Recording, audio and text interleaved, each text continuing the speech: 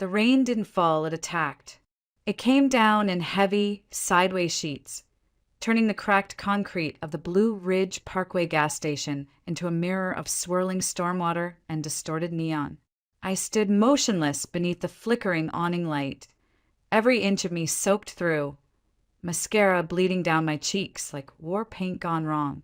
The only sound louder than the pounding rain was the fading hum of Jake's BMW engine as his taillights vanished into the blur. He didn't look back.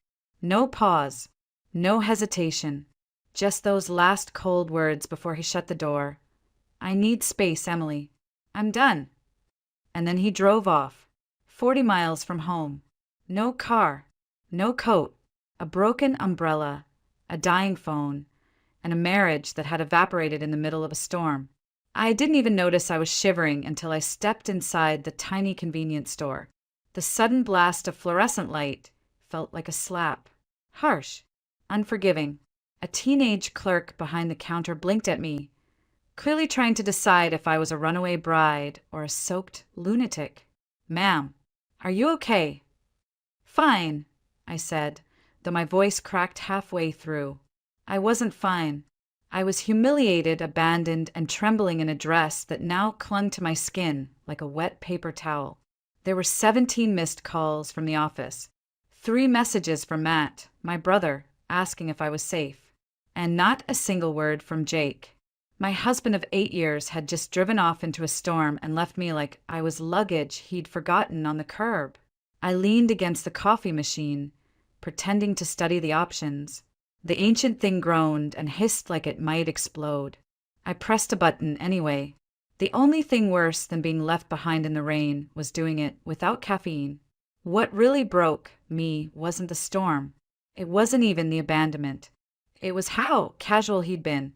Jake had finished his meal at that overpriced steakhouse, paid the bill, wiped his mouth with the linen napkin, and said it like he was canceling a gym membership.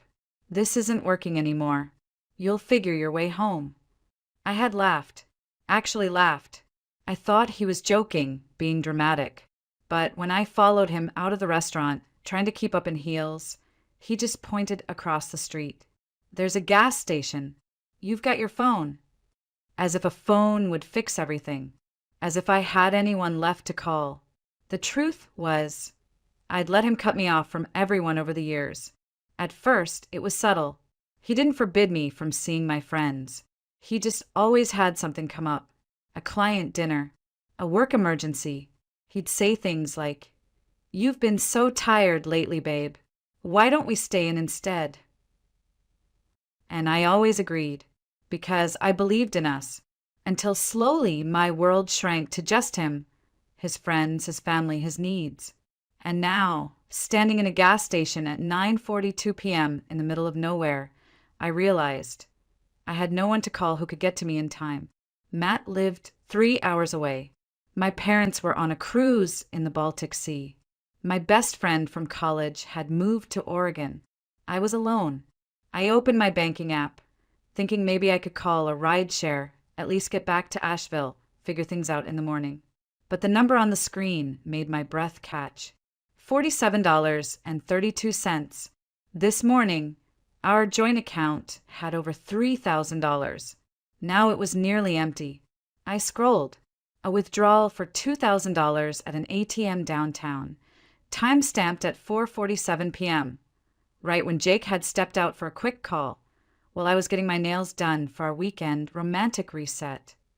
He hadn't just left me. He'd cleaned me out.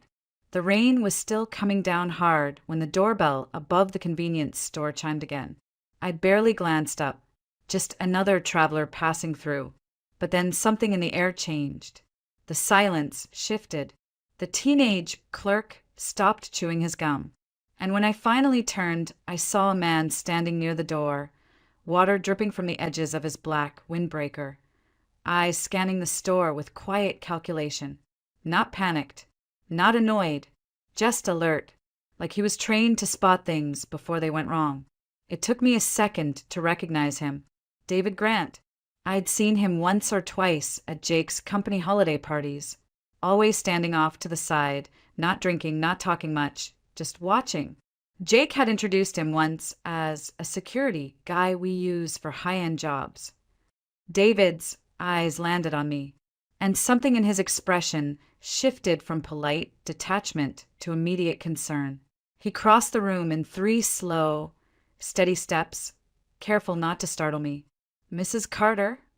His voice was deep but calm. "Are you all right?" For a moment, I didn't know how to answer. The question was so simple, but no one else had bothered to ask it. Not Jake, not the waiter at dinner, not even myself. I tried to smile. Failed. My husband and I had a disagreement. David looked at me like I'd said I'd just walked away from a plane crash. His gaze swept over me. Soaked hair plastered to my neck, makeup smudged, hands trembling slightly around a cup of ancient coffee. "He left you here?" I nodded, my lips too stiff to speak. "In this storm?" Another nod. I hated how small I felt in that moment, how much effort it took just to stay upright. David's face tightened, but he said nothing. No gasps, no judgment, just silence. Heavy, protective. "Where do you need to go?" he asked finally. "Briarwood Hills," I whispered. "But I can't. My account's empty. I don't have a ride." "And Jake," my voice cracked. I stopped. David took a slow breath, as if weighing options in his head. Then he spoke evenly. "Emily, I'm going to ask you a direct question, and I want you to know the answer stays between us. Are you in any danger?" That stopped me cold. I looked at him, really looked at him. There was no pity in his eyes, just awareness, readiness, like he was already planning next steps in his head depending on what I said. "No," I said too fast. Then again, slower. "No, Jake's not violent, just cruel."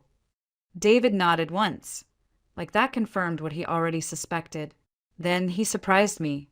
"I can give you a ride home. No strings, no expectations. You're alone right now. You shouldn't be." Something in my chest cracked open, not because of what he said, but because of how he said it. No insistence, no savior complex, just calm, competent concern. I hesitated. My entire marriage had trained me not to accept help without asking Jake first. But Jake wasn't here. Jake had driven away and left me in the storm like trash on the sidewalk. "Thank you," I said quietly. "Yes, I'd appreciate that." David nodded again. "I'll grab some coffee. Take your time.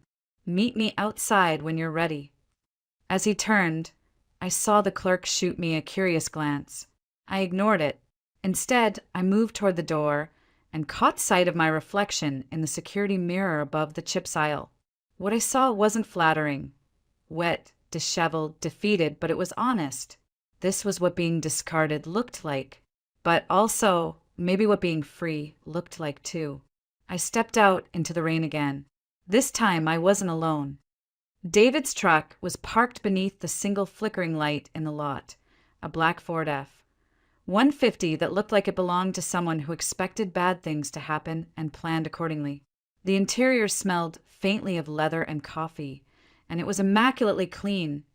No clutter, no trash, not even a fingerprint on the dashboard. He reached over to open the passenger door for me without a word, then waited until I was settled and buckled in before starting the engine. Not once did he ask questions he didn't need to. Not once did he comment on the way my dress clung to my body or how I'd clearly been crying. He just drove. At first, the silence between us was thick with everything I couldn't say. I watched the trees blur past, soaked and spectral in the headlights, and felt my heart beating like I was still standing under that gas station awning. Every minute felt like I was being peeled away from the version of me that had believed Jake would come back, that he'd had a bad moment, that this was some kind of mistake. But it wasn't. He'd planned it. The financial wipeout, the timing, the storm. All of it. After 10 minutes, David spoke. His voice was low and even. "I hope you don't mind me asking, but how long has this been going on?" I glanced at him. "This. The way your husband treats you."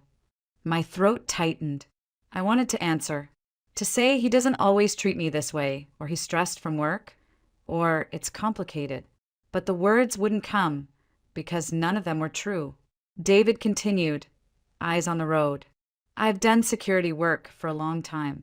You get good at spotting patterns, control, isolation, gaslighting.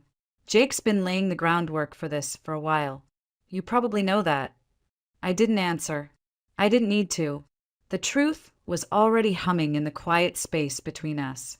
At the company holiday party last year, David said, I saw him redirect every conversation you tried to have. Anytime someone showed interest in you, even just small talk, he'd insert himself, shift the focus, keep you orbiting him. I turned to look at him, stunned. I didn't notice, I said softly. You weren't meant to, he replied. We drove on. The wipers carved rhythm into the rain. He also told 3 people at that party, David added, that you were too trusting and needed him to keep an eye on things for you. Made it sound like a joke, but it wasn't. I closed my eyes. I remembered those moments. The way people laughed awkwardly and I'd brushed it off. I thought it was just Jake being charming in his offbeat way. He wasn't being charming. He was undermining me. You were watching me, I said, more surprised than accusing. David gave a small nod. I pay attention, especially when something doesn't feel right. He didn't elaborate, didn't need to, and somehow that made me trust him more than I'd trusted anyone in years. After a pause, he said, quietly, You reminded me of my sister, before she left her husband. The word left hit differently than I expected. Not escaped, not survived, just left, as if it were a decision she'd made, not something she'd had to be rescued from. He ever hit you? David asked, not prying, just verifying. No, I answered honestly. Never. That doesn't mean it wasn't abuse. I turned toward the window, blinking fast. He wasn't trying to make me cry, but that was what made it worse. He was just telling the truth. And I wasn't used to the truth feeling like a kindness. Emily, he said finally, whatever happens next, you need to think about protecting yourself. Financially, legally, because men who abandon their wives in storms usually have a lot more plan than just walking away. That last line echoed in my chest long after he said it. Because he was right. Jake hadn't just left me. He was erasing me. But I wasn't going to let him. Saturday morning arrived with the kind of clarity that only follows a storm. The sunlight filtered through the blinds in stripes, casting golden bars across the hardwood floors. It should have been a peaceful scene, but my mind was already racing the moment I opened my eyes. I was still in the guest bedroom. I hadn't gone near the master suite. Couldn't stand the thought of sleeping in the same sheets Jake had abandoned me from.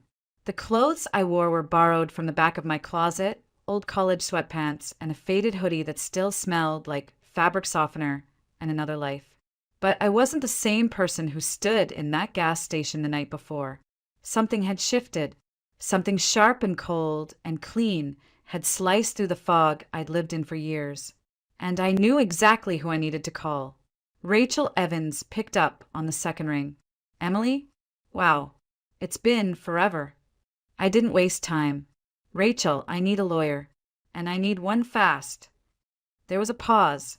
Then her tone changed instantly. Cool, focused, razor sharp. Are you in danger? No, but my husband left me 40 miles from home in the middle of a storm. He drained our accounts. I found evidence that he's been planning this for months, and I have no idea what else he's taken. Another pause. Then, don't leave your house. I'm coming to you. She arrived an hour later, still in yoga pants and a zip-up hoodie, hair in a messy bun, but with the expression of someone who'd taken down bigger men than Jake Carter before breakfast. She brought a leather portfolio, a tablet, and an energy that made me feel like, for the first time in this nightmare, someone was truly on my side. Show me everything, she said without preamble. I walked her through it all. The empty closet where Jake's suits had once been. The missing duffel bag. The jewelry box with my grandmother's ring gone. The email draft I found in the trash folder on his computer, clinical, and cold, outlining how the separation would be mutually beneficial for personal growth. And most importantly, the bank transactions. Rachel's brows lifted as she scrolled through my phone. He withdrew $2,000 the same afternoon he left you stranded. Did he mention anything about splitting accounts? No, I didn't even know he was thinking about leaving. She sat back, arms crossed. Then he's in trouble. My heart fluttered. What do you mean? In California, and yes, we'll confirm this applies in North Carolina too, marriage is a legal partnership. You can't just start funneling money away, hiding assets, and planning an escape while pretending to still work on the relationship. That's called dissipation of marital assets, and judges do not like it. She flipped through her tablet, pulling up state legal codes, explaining terms like community property, forensic discovery, and temporary spousal relief. It was like watching someone assemble a weapon out of legal precedent and case law. I couldn't stop staring. I feel like I've been sleepwalking for years. Rachel gave me a look. You weren't sleepwalking. You were surviving someone else's reality. And now you're about to take yours back. She paused, looking around the house. Is this place in both your names? Yes. Good. Don't move out. If he tries to return, we'll file for exclusive use. But you stay. This is leverage. We freeze the assets. We secure everything you can. You make copies of every document in this house, and I'll start building a timeline. I nodded slowly. He told me last week that this trip was to fix things. He booked the hotel, planned everything. Rachel raised an eyebrow. Then he wasn't just walking away. He lured you out of town so he could finish setting the trap. That truth landed like a punch. He hadn't just ended a marriage. He'd orchestrated a disappearance, mine. But I wasn't gone yet. And now I had someone who knew how to fight. Monday morning arrived like a spotlight, harsh, exposing, and impossible to ignore. I stood outside the Buncombe County Courthouse, spine straight, heels planted, flanked by Rachel on one side and Matt on the other. My brother wore a black jacket and a jaw locked so tight it looked like stone. Rachel had on a navy pantsuit and the kind of no-nonsense heels that said she wasn't here to negotiate, she was here to win. As for me, I wore the most professional outfit I owned. Clean lines, high collar, no jewelry, no distractions, just me, holding myself together with the same hands Jake had tried to make useless for years. Are you ready? Rachel asked, her voice low. No, yes, I said. Inside, the courthouse buzzed with hushed voices and the dull clatter of shoes on tile. I spotted Jake before he saw me. He sat beside his attorney, a tall man with silver hair, custom tailoring, and the kind of polished arrogance that screamed retainer fee. Jake wore the same Rolex he swore he'd pawned last year to pay off business expenses. His face was composed, clean-shaven, calculated. And when he saw me, he smiled, like none of this was real, like we were two adults resolving a misunderstanding, not adversaries in a legal war. He'd started the night he left me in the rain. Don't look at him, Rachel whispered as we took our seats. Every glance is an invitation. You're not here to talk. You're here to win. The judge entered, Honorable Margaret Chin, stern, concise, with a reputation for cutting through theatrics like a scalpel. I liked her instantly. The hearing began. Rachel stood first, presenting our emergency petition to freeze all marital assets, grant me exclusive use of the home, and secure immediate temporary support. She walked the court through the timeline, Jake booking the reconciliation trip, Jake draining $2,000 from the joint account hours before dinner, Jake abandoning me 40 miles from home with no transportation, no cash, and no notice. Then she submitted the email draft. Even Jake's lawyer shifted in his seat. Rachel spoke with surgical precision. Calm, controlled, ruthless. When it was their turn, Jake's attorney attempted to soften the blow. Your Honor, this was a mutual decision. My client acted out of emotional distress. There was no financial intent to defraud, merely poor timing. The withdrawal was standard business usage, and the departure was a result of a reconcilable marital strain. Judge Chin didn't blink, and yet he left her without funds, without warning, and without means of transportation in inclement weather. "Do I have that right, counselor?" Jake's lawyer tried to redirect. Judge Chin shut it down. "Answer the question." There was a beat of silence. Then Jake stood up. "Your Honor," he began, with that practiced voice he used in investor meetings, "Emily and I have been struggling for months. We agreed that space might help us gain clarity. I didn't intend for her to feel abandoned. I thought she'd be able to call a friend, a rideshare. I miscalculated." "Miscalculated," the judge repeated, her voice flat. "Yes, ma'am." "And the funds?" she asked. Jake hesitated, just a second too long. "They were business-related," he said finally. Rachel stood. "We request proof of that, Your Honor. Receipts, transfers, any documentation that shows that withdrawal was related to company use and not personal liquidation." "You'll get it," Judge Chin said, already scribbling on her notes. Then she looked back at Jake. "Mr. Carter, abandoning one's spouse under the circumstances described and draining shared accounts does not paint you in a favorable light. I am granting the petition. All joint assets are frozen pending forensic review. Mrs. Carter will retain use of the marital residence and receive temporary spousal support in the amount of $4,000 per month until we determine the full financial picture." Jake's composure cracked for a brief second, just enough for me to see the flicker of rage behind his eyes. Good. He thought he was going to walk away with everything. The money, the house, the version of the story he'd been telling everyone. But today, for the first time, he was being held accountable. And I wasn't the woman who used to make excuses for him anymore. Jake called that same night. I let it ring 4 times before answering on speaker, with Matt seated across the room, arms folded, watching like a hawk. "Emily," Jake's voice came through the phone, tight and rehearsed. "What the hell do you think you're doing?" No hello. No pretense. "I'm exercising my rights," I said calmly. He exhaled sharply. "You had to humiliate me? In court? In front of my attorney, my investors? Do you even realize the damage you've done?" "You mean the damage you did?" I replied, "By abandoning your wife in a rainstorm with no money and lying about our finances for years."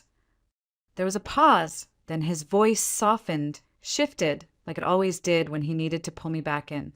"Look, we both made mistakes. I'll admit I didn't handle things well. But dragging this through court isn't going to help either of us. You're angry, I get that. Let's meet somewhere.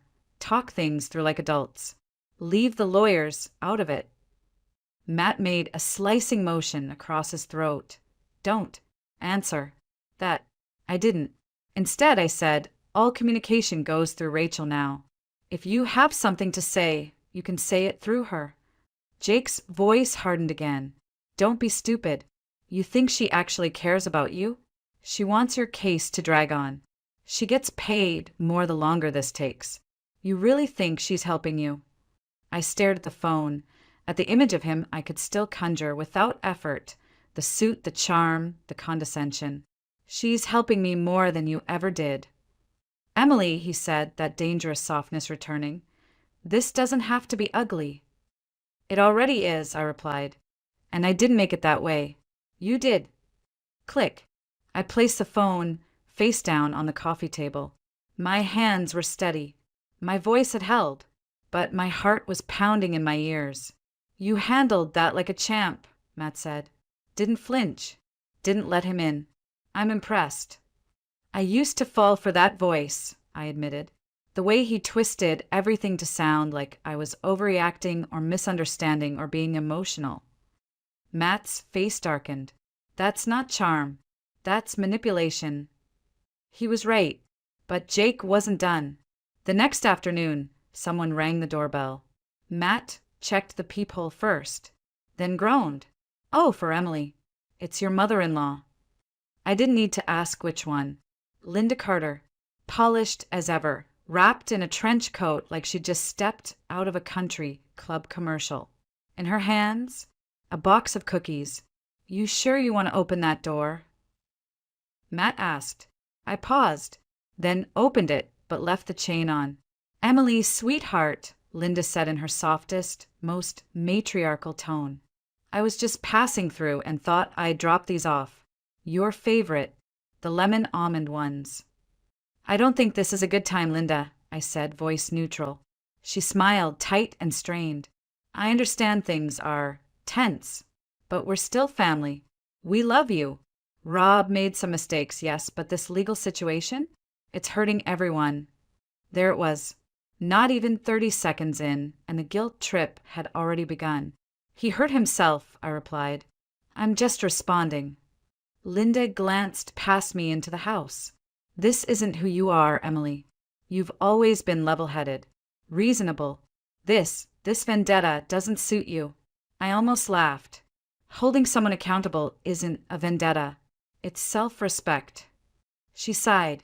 Think about Tyler's college fund, Rob's employees, his reputation. If you take this too far, it could destroy everything. I stared at her. The woman who had once called me family was now reminding me how inconvenient I'd become. Not once did she say what Jake did was wrong. Not once did she ask if I was okay. I'm protecting myself, I said. Something I should have started doing a long time ago. I just thought maybe you didn't need all that money, she said quietly. You're smart, independent. You'll bounce back. And Jake won't. Her smile cracked. I closed the door. Matt looked at me, eyebrows raised. That was like watching a lioness ignore a chihuahua. I managed a weak laugh, but inside, something much stronger than laughter was rising. Resolve. They were going to push. Jake, Linda, their lawyer, maybe even mutual friends. But I'd crossed a line I could never uncross. And for the first time, I wasn't afraid of who that made me. 3 weeks later, the truth arrived, not as a rumor or suspicion, but as a thick folder laid across my kitchen table by Rachel herself. Sit down, she said, lips curled in something that resembled a smile, but not quite. It was the look of a lawyer who had just found the knife someone used to stab her client in the back, complete with fingerprints and a signed confession. What you're about to read, she said, tapping the folder, is going to make your blood boil. But it's also going to put you in the strongest negotiating position I've seen in years. I sat. The top page was an executive summary from the forensic accountant she'd hired. One phrase jumped out immediately. Undisclosed marital assets exceeding $12.4 million. I blinked. He always said the business was barely staying afloat, I whispered. Rachel nodded grimly. Turns out Carter Design and Build wasn't just doing okay. They secured a state contract 3 years ago, $40 million over 5 years for infrastructure renovations. And that's just the surface. She flipped the pages. I saw property deeds, investment accounts, wire transfers to offshore holdings in the Cayman Islands, and 2 shell companies registered under names I didn't recognize until I saw the initials. SB, Sophie Blake. He wasn't just hiding money. He was building a future without me. There's a house in Arizona, Rachel said, turning the page. Bought in cash. A condo in Miami under a shell corporation. A Tesla registered to a company Sophie opened last year. And guess who paid the insurance on it? My throat tightened. Let me guess. Your joint checking account. I felt something in my chest snap, not break, not shatter, but sever. The last frayed string, holding me to the fantasy of who Jake had once been. It gets worse, Rachel added. He's been preparing for this for over 2 years. Timing purchases around when you were less likely to check the accounts, hiding documents in encrypted cloud storage, and, get this, drafting a full asset separation agreement under your name. Forged. My jaw clenched. He forged my signature. Tried to. It wouldn't have held up in court, but if you hadn't contested the divorce, if you'd agreed to mediation quietly, he would have slipped it through. I stared at the pages, feeling heat rise in my chest. This wasn't just betrayal. It was strategic, calculated theft. He thought I'd roll over, I said. Rachel leaned back. Because he trained you to. She wasn't wrong. We spent the next hour building a response. By the time we were done, Rachel had drafted a counterproposal so precise, so unflinching, that even I flinched reading it. That Monday, we walked into the downtown firm where Jake and his attorney were waiting. All cool air conditioning and cold espresso in glass tumblers. Jake stood when I entered. He looked thinner, paler, like the stress had started gnawing at the edges. Emily, he began, that soft voice back in play. I think we can resolve this amicably if we both. I raised my hand. Save it. Rachel placed our file on the table. This is our position. Full disclosure of all assets. A 50-50 division of everything acquired during the marriage, plus retroactive spousal support and full legal fees covered by Mr. Carter. Jake's attorney scoffed. That's outrageous. Rachel smiled politely. It's law. They offered a counter. $200,000. A non-disclosure agreement. The Pinewood Hills house. I almost laughed. Jake had spent 2 years stealing millions. And now, he wanted to buy my silence with barely enough to cover a year's rent in Asheville. You're offering me $200,000, I said slowly, to walk away from a marriage where you hid over $12 million in joint assets and left me in the rain like roadkill. Jake leaned forward, voice low. Most of that isn't liquid. It's tied up in business. Then you shouldn't have stolen it. Rachel didn't even blink. We'll see you in court. Jake's face changed. The confident smirk faded. His shoulders sank. He glanced at his attorney, who was suddenly much less smug. We stood to leave. Emily, Jake said louder this time, you don't have to do this. We can figure something out. Just you and me. I turned, held his gaze. The person I used to be? I said. She would have listened. She would have negotiated, but she drowned in a gas station parking lot 3 weeks ago. And this version of me? She doesn't take crumbs. The final hearing was brief, clinical, and brutal. Judge Chin read the ruling with the precision of a surgeon. Jake Carter was found guilty of concealing marital assets, forging financial documents, and attempting to defraud his spouse. The court awarded me 60% of all declared and discovered assets, full ownership of the marital residence, and an additional $500,000 in punitive damages. Jake didn't say a word. He sat with his lawyer, face pale, hands clasped tightly in his lap. When the judge declared the ruling final and binding, he didn't even flinch, just stared straight ahead like if he didn't move, maybe none of it would be real. But it was. And it was over. Rachel and I walked out of that courthouse into bright spring sunlight. The world hadn't changed, but I had. 3 weeks later, the checks cleared.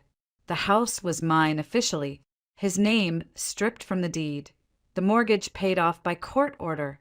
The title transferred into mine, and mine alone. The first thing I did, repainted the front door. Forest green. The color of peace. The color of new beginnings. Then I called Matt. I want to talk about the nonprofit, I said. He laughed. I was wondering when you'd bring that up again. We sat on my back porch for hours that night, brainstorming. Not revenge, not bitterness, just a mission. To create a fund for women leaving controlling or financially abusive relationships. A way out, legal help, housing, a voice. We called it Project Rainlight, because that's when I was reborn, in the rain, left behind, alone, and then picked up, not just by a bodyguard, but by the version of myself I didn't even know was waiting. David, my former bodyguard, now friend, joined as head of security and logistics. Rachel offered free legal consultation for first-time clients. Matt set up the tech infrastructure. We launched quietly but confidently. No headlines, no big PR push, just story after story of women escaping, surviving, reclaiming. One afternoon, a letter arrived. No return address. Inside was a photo. Jake, looking haggard, standing outside a rental property in Scottsdale. Scribbled across the back were 6 words: "You were never supposed to win." I almost threw it away, but instead, I slipped it into the file marked legal closed. Because he was the storm, but I'd learned how to dance in it. 6 months later, Project Rainlight received its first state grant. We expanded into 3 counties, hired for more attorneys, and opened our first transitional housing unit. On the wall inside that small white building is a frame, my original court order. Not to brag, not to gloat, but to remind every woman who walks through that door, you don't need to be fearless, you just need to be done.